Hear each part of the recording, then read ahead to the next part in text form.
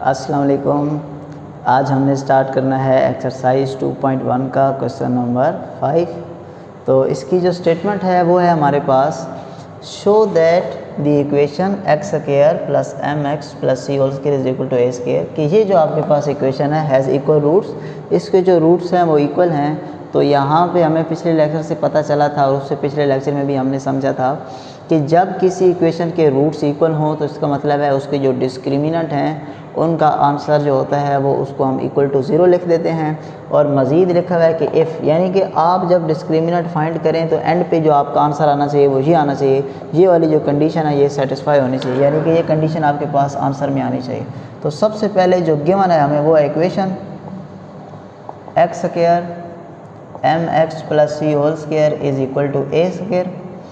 यहाँ पर जब हम इसका डिस्क्रिमिनेंट निकालेंगे तो डिस्क्रिमिनेंट का हमारे पास फार्मूला होता है बी स्क्वायर माइनस 4ac। तो हमें a चाहिए, b चाहिए और c चाहिए, और ये तीन वैल्यूज़ तो इक्वेशन देगी, लेकिन ये तीन वैल्यूज़ इक्वेशन तब देती है जब जो इक्वेशन हो वो स्टैंडर्ड फॉर्म में हो। हमारी जो इक्वेशन है वो फिलहाल स्टैंडर्ड फॉर्म में नहीं है, क्योंकि पहले एक्स स्क्वायर होना चाहिए था, फिर एक्स वाली टर्म होनी चाहिए थी, फिर कांस्टेंट और इक्वल टू 0। तो हम सबसे पहले यहाँ पर इसको स्टैंडर्ड फॉर्म में लाते हैं। यहाँ पर इसका स्क्वायर है तो ये वैल्यू a हो जाएगी, ये वैल्यू b हो जाएगी। तो a square plus b square plus 2a और b इक्वल में a स्क्वायर वैसे का वैसे है। इसका स्क्वायर एक्सपेंड करेंगे तो c स्क्वायर और 2mcx is equal to a square. चले जी, उसके बाद आप उस वैल्यू को भी इधर ले आते हैं, क्योंकि इक्वल टू 0 होता है हमारे पास जो क्वाड्रेटिक इक्वेशन होती है उसमें। ये ए स्क्वायर इधर आके हमारे पास हो जाएगा माइनस का ए स्क्वायर इक्वल टू 0। यहाँ पर मैंने इनको थोड़ा सा अरेंज करके लिख दिया। पहले मैंने एक्स स्क्वायर वाली टर्म ली, फिर एक्स वाली टर्म ली, और फिर एंड पर जो दोनों कांस्टेंट थे वो लिख दिया, क्योंकि क्वाड्रेटिक इक्वेशन के मुताबिक पहले एक्स स्क्वायर होगा, फिर एक्स होगा और फिर हमारे पास कांस्टेंट आएंगे। अच्छा, यहाँ पर एक्स स्क्वायर दो जगह पर है तो हम एक्स स्क्वायर अगर क्या ले लें यहाँ से कॉमन, जैसे ही एक्स स्क्वायर कॉमन होगा यहाँ पर हमारे पास बच जाएगा 1 प्लस यहाँ से एक्स स्क्वायर निकलेगा तो सिर्फ बच जाएगा एम स्क्वायर। अच्छा जी, उसके बाद हम यहाँ से x को थोड़ा सा ब्रैकेट के बाहर लिख रहे हैं ताकि क्वाड्रेटिक इक्वेशन की शक्ल पहचानने में ज़रा आसानी हो। पहले एक्स स्क्वायर आ गया, फिर हमारे पास x आ गया और फिर हमारे पास कांस्टेंट टर्म, तो ये हमारे पास क्वाड्रेटिक इक्वेशन बन चुकी है। तो यहाँ से हम कह सकते हैं कि जो आपके पास a है, जो x स्क्वायर के साथ वो a होता है, तो a की वैल्यू आ गई 1 प्लस एम स्क्वायर, b की वैल्यू हमारे पास आ गई 2mc। स्टूडेंट्स ये गलती करते हैं कि जब वो a की वैल्यू लिखते हैं तो साथ में x स्क्वायर भी लिख देते हैं, या जब वो b की वैल्यू लिखते हैं तो साथ में x भी लिख देते हैं। तो आपने x के साथ या x स्क्वायर के साथ वाली टर्म लिखनी है, x या x स्क्वायर को शामिल नहीं करना। और जो c है आपके पास वो हो जाएगा c square minus a square. ठीक है जी, अब हम कहेंगे कि as equation has equal roots, तो हम कह सकते हैं कि जो हमारा डिस्क्रिमिनेंट है वो इक्वल टू 0 है, यानी कि b square minus 4ac is equal to 0। अच्छा जी, अब b की वैल्यू थी हमारे पास 2mc, तो 2mc का होल स्क्वायर माइनस 4, a की जगह पर हमारे पास आ गई 1 प्लस एम स्क्वायर, और c की जगह पर हमारे पास आ गया c square minus a square is equal to 0। अब हम इसको सॉल्व करेंगे और हमारे पास एंड रिज़ल्ट ये वाला आ गया, तो इसका मतलब है हमने क्वेश्चन सही सॉल्व किया। यहाँ पे जब हम इसको एक्सपेंड करेंगे तो 2 का स्क्वायर हमारे पास हो जाएगा 4, साथ में आ जाएगा m square c square, minus 4 को एज इट इज़ रहने देते हैं, इन दो वैल्यूज़ को आपस में करते हैं मल्टीप्लाई। 1 जब इससे मल्टीप्लाई होगा तो c स्क्वायर, 1 जब इससे मल्टीप्लाई होगा तो माइनस का a स्क्वायर, जब m इससे मल्टीप्लाई होगा तो m स्क्वायर c स्क्वायर, और जब इससे मल्टीप्लाई होगा तो m स्क्वायर और a square is equal to 0। 4m square c square as it is, minus 4 अंदर अप्लाई करेंगे तो जब इसको इस वैल्यू से मल्टीप्लाई करेंगे तो प्लस माइनस माइनस साइन का भी आपने ध्यान रखना है, माइनस और माइनस प्लस, 4 मल्टीप्लाई होके a square plus minus minus 4 multiply होगा तो 4m square c square minus और माइनस प्लस हो जाएंगे, तो 4m स्क्वायर और a square is equal to 0। ये वैल्यू प्लस की है, ये वैल्यू माइनस की है, ये वैल्यूज़ आपस में कैंसिल हो चुकी हैं। हमारे पास आ गया -4c square plus 4a square plus 4m square a square is equal to 0। अब जो वैल्यूज़ कटती थी वो तो हमने आपस में कैंसिल कर दी हैं, लेकिन एंड पर इस सब के बावजूद हमारे पास अभी तक ये वाला जो आंसर है वो नहीं बना। तो हम ज़रा चेक करें कि इसको इस आंसर में कैसे लेकर आना है। यहाँ पर आपको हर जगह पर 4 नज़र आ रहा है, आंसर में कहीं भी आपके पास 4 नहीं है, तो इसका मतलब है यहाँ से ये 4 ख़त्म होना चाहिए। तो पहले हम 4 को ले लेते हैं कॉमन। जब 4 यहाँ से कॉमन लिया जाएगा तो इधर -c स्क्वायर, इधर सिर्फ a स्क्वायर और इधर m स्क्वायर और a square is equal to 0। 4 multiply हो रहा है, अगले स्टेप में 0 के साथ ये जाके ख़त्म हो जाएगा। 0 के साथ हमारे पास सिर्फ आ जाएगा -c square plus a square plus m square और a square is equal to 0। फिर वापस चेक करते हैं जी, हमारे पास जो c स्क्वायर है वो एक साइड पर है और बाकी सारी वैल्यूज़ एक साइड पे, तो हम c स्क्वायर को एक साइड पे कर लेते हैं। c स्क्वायर को एक साइड पे करने का मतलब है कि आप इसको उधर ले जाएं या इन वैल्यूज़ को उठा के उधर ले जाएं। तो हम c स्क्वायर को उधर ले जाते हैं, तो इधर हमारे पास बच जाएगा a square plus m square a square. ये वैल्यूज़ अपनी जगह पर मौजूद हैं। -c जब उधर जाएगा तो प्लस का c स्क्वायर हो गया। तो अब आपने ये टेंशन नहीं लेनी कि इधर तो c स्क्वायर दाईं तरफ है और आप इधर हमारे पास बाईं तरफ आ गया, तो इससे कोई फ़र्क नहीं पड़ता क्योंकि दरमियान में इक्वल है। तो इक्वल के एक तरफ 5 लिखा हो, दूसरी तरफ 5, तो ये 5 इधर ले आएँ या ये 5 इधर ले आएँ, इससे कोई फ़र्क नहीं पड़ता। अच्छा, अब गौर करें तो a स्क्वायर जो है वो ब्रैकेट के बाद लिखा हुआ है, यानी कि a स्क्वायर जो है वो यहाँ से क्या हो गया है, कॉमन। तो 1 plus m square is equal to c square. ठीक है जी, यही हमारे पास जो था इस क्वेश्चन में रिक्वायर्ड था, c square is equal to a square into 1 plus m square, तो वो हमने यहाँ पर फाइंड कर लिया। ठीक है, ये बहुत इंपॉर्टेंट क्वेश्चन है और ये क्वेश्चन अक्सर पेपर में लॉन्ग में आ जाता है। बिल्कुल सेम इसी तरह का क्वेश्चन नंबर 6 भी है और क्वेश्चन नंबर 7 भी है।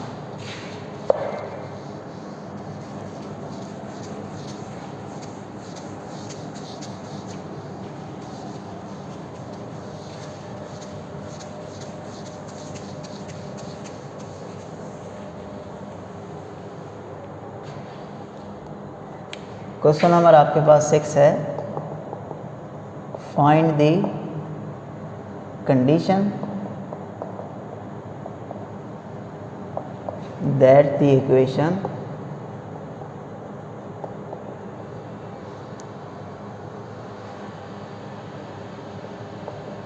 mx plus c whole square minus 4ax equal to 0 has equal roots.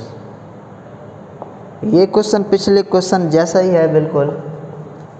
उसमें हमारे पास एक छोटा सा फ़ायदा ये था कि वहाँ पर हमें पता था कि c square is equal to a square into 1 plus m square, यानी कि ये आपके पास एंड पे रिज़ल्ट आना चाहिए, यानी कि वो कंडीशन जो थी वो हमने लेकर आनी थी और कंडीशन हमें सामने नज़र आ रही थी। इस क्वेश्चन में सेम काम करना है, लेकिन उसने ये नहीं कहा कि एंड रिज़ल्ट आपका जो आना चाहिए वो, यानी कि वो उसने नहीं लिखा इधर कि जो एंड रिज़ल्ट हो वो आपका इसके साथ मैच होना चाहिए। ठीक है जी, तो सेम वही प्रोसेस है। आपके पास जो इक्वेशन है ये वाली, उसके हमारे पास इक्वल रूट्स हैं, जिसका मतलब है कि इसका जो डिस्क्रिमिनेंट है वो हम 0 के बराबर लिखेंगे।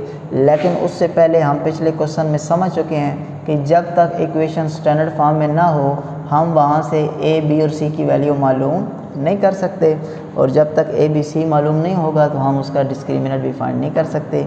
यहाँ पर अगर हम इसका स्क्वायर एक्सपेंड करेंगे तो a square plus b square plus 2ab minus 4ax as it is हो गया जी, m square x square plus c square plus 2mcx minus 4ax is equal to 0। Quadratic equation की शक्ल बनाने के लिए सबसे पहले एक्स स्क्वायर होना चाहिए, वो मौजूद है। उसके बाद एक्स होना चाहिए, एक्स इधर भी है और इधर भी, तो इसको थोड़ा सा अरेंज करके लिखते हैं 2mcx माइनस 4ax, और ये c स्क्वायर जो है इसको हम साइड पे लिख देते हैं। अब m square x square as it is, इन दोनों वैल्यू से हम कॉमन ले लेंगे x, तो इसके पास 2mc रह जाएगा। इसके पास रह जाएगा -4a, क्योंकि x जो है वो तो इधर बाहर कॉमन आ चुका है। अब ये हमारे पास एक क्वाड्रेटिक इक्वेशन बन चुकी है जिसमें पहले x स्क्वायर है, फिर x वाली टर्म है और फिर कांस्टेंट टर्म है। तो यहाँ से जो a है वो हमारे पास x स्क्वायर के साथ वाला जो कोफिशिएंट है वो m स्क्वायर हो गया, जो b है वो हमारे पास है 2mc - 4a हो गया, और जो c है वो हमारे पास c स्क्वायर हो गया।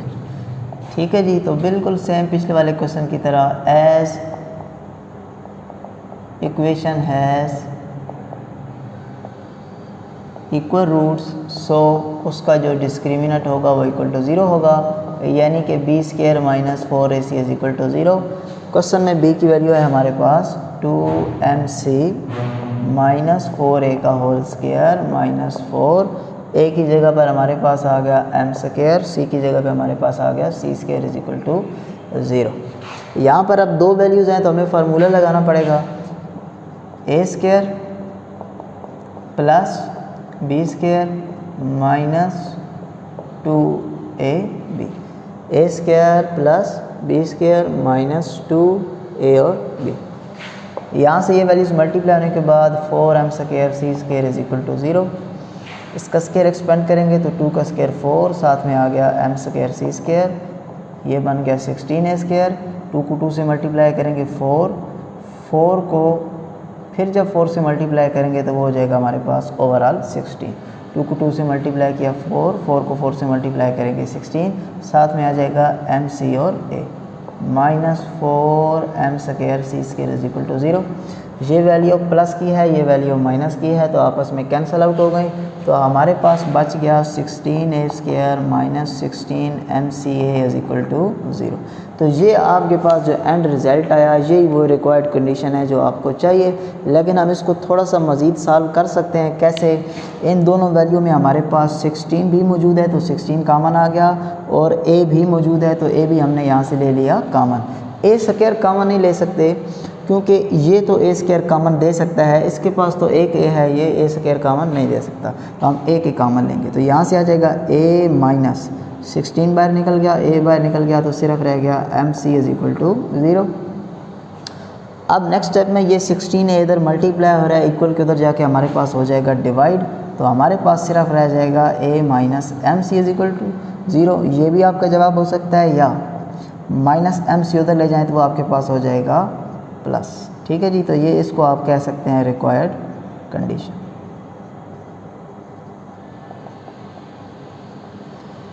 ठीक है जी, बिल्कुल सेम इसी पैटर्न पे अब हम सॉल्व करते हैं हमारा क्वेश्चन नंबर 7। ये तीनों क्वेश्चन जो हैं वो लॉन्ग के एतबार से इम्पोर्टेंट हैं।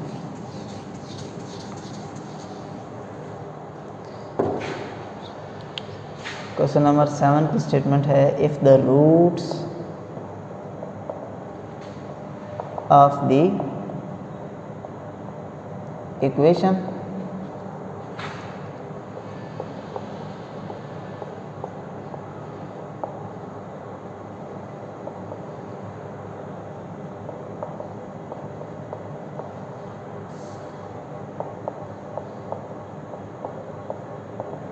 ये आपके पास इक्वेशन है और उन्होंने कहा है कि आर इक्वल, फिर वही सेम काम उसने कह दिया कि इस जो इक्वेशन है इसके जो रूट्स हैं वो आपके पास इक्वल हैं, तो मतलब इसका डिस्क्रिमिनेंट हम लिख देंगे इक्वल टू 0। अब ये क्वेश्चन नंबर 5 की तरह है, जो कंडीशन बननी चाहिए एंड पर वो ये क्वेश्चन में खुद ही गिवन कर रहे थे। इसका मतलब है आप काम आसान है, हमें पहले से ही पता है कि हमारा ये वाला आंसर आना चाहिए और वो आंसर आ रहा है, तो आप ठीक है सॉल्व कर रहे हैं उसको, और अगर वो आपका आंसर नहीं आ रहा तो इसका मतलब है आपसे कोई मिस्टेक हुई है। Then a is equal to 0 और a³ plus b³ plus c³ is equal to 3abc। ठीक है जी, चलिए इसको ज़रा सॉल्व करते हैं। सबसे पहले हम इक्वेशन लिख लेते हैं जो हमें गिवन है, c² minus ab into x² a² minus bc into x b² minus ac is equal to 0। सबसे पहले चेक करते हैं क्या ये स्टैंडर्ड फॉर्म है या नहीं। पहले x² आ चुका है, फिर x आ गया और फिर ये सारी वैल्यू कांस्टेंट। और इक्वल टू 0, तो ये स्टैंडर्ड फॉर्म में है। तो यहाँ से हम डायरेक्टली कह सकते हैं कि जो हमारा a है जो एक्स स्क्वायर के साथ है वो a होता है, तो सी स्क्वायर माइनस ए बी, ये आपके पास a की वैल्यू। एक्स स्क्वायर के साथ जो भी मौजूद है वो b है, और आपने ये ध्यान रखना है कि अगर इसके साथ माइनस है तो ये माइनस भी ज़रूर शामिल करना है, वरना आपका क्वेश्चन गलत हो जाएगा।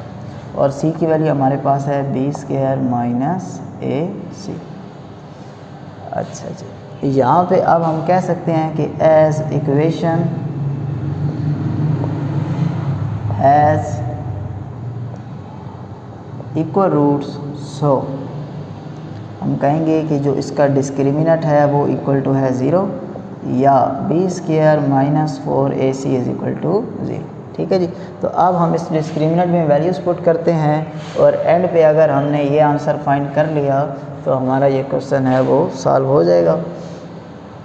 सबसे पहले हमने वैल्यू लिखनी है b का होल स्क्वायर, यानी कि इस सारी वैल्यू का होल स्क्वायर, -2 इंटू ए स्क्वायर माइनस बी सी का होल स्क्वायर। ठीक होगी जी बात। उसके बाद है -4, ए की वैल्यू थी हमारे पास C square minus A B, और सी की वैल्यू है हमारे पास B square minus A C is equal to 0। अच्छा, अब यहाँ पे थोड़ी सी वैल्यू ज़्यादा हैं, तो आपने ध्यान रखना है जब इनको आपस में मल्टीप्लाई करना है, ताकि आपकी ये वैल्यूज़ आपस में मिक्स ना हो जाएं। माइनस ख़त्म हो जाएगा क्योंकि ऊपर पावर 2 है, जब ऊपर पावर इवन हो यानी कि 2, 4, 6, 8, 10, 12 इस तरह की वैल्यूज़ हों, तो अंदर अगर वैल्यू में माइनस भी हो तो वो आपके पास ख़त्म हो जाएगा। तो 2 का स्क्वायर हमारे पास हो जाएगा 4, और ए स्क्वायर माइनस बी सी का स्क्वायर हो जाएगा अलग, ये स्क्वायर इसके ऊपर अलग और ये स्क्वायर इसके ऊपर अलग। -4 एज इट इज़ ही रहने देते हैं। पहले इन दो वैल्यूज़ को करते हैं मल्टीप्लाई, जब ये इससे मल्टीप्लाई होगा तो सी स्क्वायर और बी स्क्वायर, जब ये वैल्यू इससे मल्टीप्लाई होगी तो माइनस ए, एक सी इधर था, 2 सी इधर थे, तो सी का क्यूब। जब इन वैल्यूज़ को मल्टीप्लाई करेंगे तो माइनस ए और बी का क्यूब, और इसको मल्टीप्लाई करेंगे तो माइनस और माइनस प्लस हो जाएगा, और आ जाएगा ए स्क्वायर बी और सी इज़ इक्वल टू 0। अभी हमने इस 4 को अंदर अप्लाई नहीं किया, सिर्फ इन दो वैल्यूज़ को मल्टीप्लाई किया। यहाँ पर अब हमें फार्मूला एक्सपेंड करना पड़ेगा, a square plus b square minus 2a और b। -4 अंदर अप्लाई करते हैं जी। -4 जब इससे मल्टीप्लाई होगा तो plus minus minus 4c square b square, minus और माइनस हमारे पास हो जाएंगे प्लस, तो 4a और c का क्यूब, माइनस और माइनस हमारे पास प्लस हो जाएंगे तो 4ab क्यूब, प्लस माइनस हमारे पास माइनस, तो 4a square b c is equal to 0। अच्छा, यहाँ पे अभी कैलकुलेशन थोड़ी सी बाकी है। ये बन जाएगा a की power 4 plus b square c square minus 2a square b और सी। इन वैल्यूज़ को एज इट इज़ ही रहने देते हैं।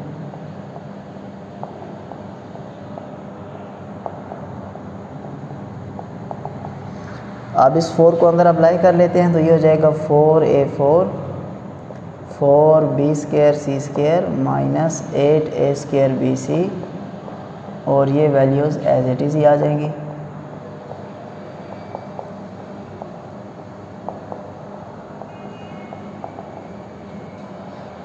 अब हम देखते हैं कि क्या कोई वैल्यूज़ आपस में कैंसिल हो रही हैं या नहीं। ये वैल्यू हमारे पास प्लस है और ये वैल्यू हमारे पास माइनस है, 4b square c square 4c square b square. ये फ़र्क नहीं पड़ता कि b पहले हो या c बाद में हो, ये वैल्यू सेम ही हैं, तो आपस में हो जाएंगी कैंसिल। अच्छा, a की पावर 4 वाली और कोई वैल्यू ही नहीं है, ये एज इट इज़ आ गई। a स्क्वायर बी सी, इसके साथ भी मौजूद है a स्क्वायर और बी सी। ठीक है जी। ये -8 है, ये -4 है, ये इस वैल्यू को आप कुछ भी कह सकते हैं। ठीक है जी। कुछ स्टूडेंट्स को यहाँ पर कन्फ्यूजन आ जाती है, अभी आप इनको सॉल्व कैसे करें। तो ये जो a स्क्वायर बी सी इसके साथ है और ये जो a स्क्वायर बी सी इसके साथ है, इसको आप पेन समझ लें। यहाँ पर -8 पेन है, यहाँ पर -4 पेन है, तो -8 -4 -12 और साथ में पेन आपने इसको कंसिडर किया हुआ था, तो a स्क्वायर बी सी। अगर आपको ये डायरेक्ट समझ में आ जाता है तो और अच्छी बात है। फिर हमारे पास आ गया 4ac cube plus 4a b cube is equal to 0, क्योंकि इन वैल्यूज़ में कुछ सेम वैल्यू नहीं थी जिनको आपस में सॉल्व किया जाता। अब हमारे पास तो आंसर या तो ये आना चाहिए ए इज़ इक्वल टू 0, या ये वाली टर्म हमारे पास आंसर में आनी चाहिए। तो हम फिर देखते हैं कि क्या कुछ कॉमन है हमारे पास। तो 4 का टेबल इन सारे कोफिशिएंट्स पे जाता है, तो 4 अगर हम कॉमन ले लें, उसके अलावा जो ए है वो भी इन सारी वैल्यूज़ में मौजूद है। बी नहीं निकाल सकते, बी इसके पास है, बाकी सिर्फ इसके पास है, इन दो के पास नहीं है। तो हम 4 और ए कॉमन ले रहे हैं, सिर्फ ए कॉमन ले रहे हैं, ए की पावर 2 या 3 कॉमन नहीं ले सकते, क्योंकि 2 चलें ये तो दे देगा, इसके पास एक ए है, इसके पास एक ए है, ये ए की पावर 2 कॉमन नहीं निकालने देंगे।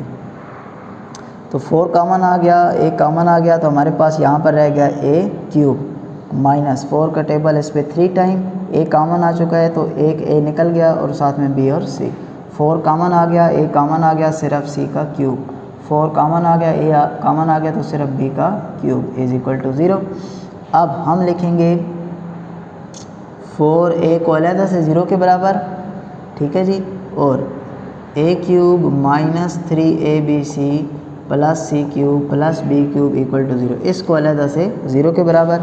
यहाँ से 4 मल्टीप्लायर है, इक्वल के इधर जाके हमारे पास डिवाइड हो जाएगा, तो a इज़ इक्वल टू हमारे पास आ चुका है यहाँ पर 0, यानी कि ये हमारे पास ये वाला जो है वो आधा क्वेश्चन, इसका आधा जो आंसर है वो सॉल्व हो चुका है। ठीक है जी, इसके ऊपर हम कह सकते हैं आइदर आर। यहाँ पे ये जो दूसरा आंसर है ए बी और सी, ये वैल्यूज़ एक साइड पे होनी चाहिए, यानी कि ये ए बी और सी, तो इसको वैल्यू को माइनस वाली को उधर ले जाते हैं, a cube plus b cube plus c cube, ये माइनस वाली वैल्यू इधर आके प्लस की हो गई। तो ये जो दूसरी कंडीशन थी ये भी हमारे पास यहाँ पर सेटिस्फाई हो चुकी है।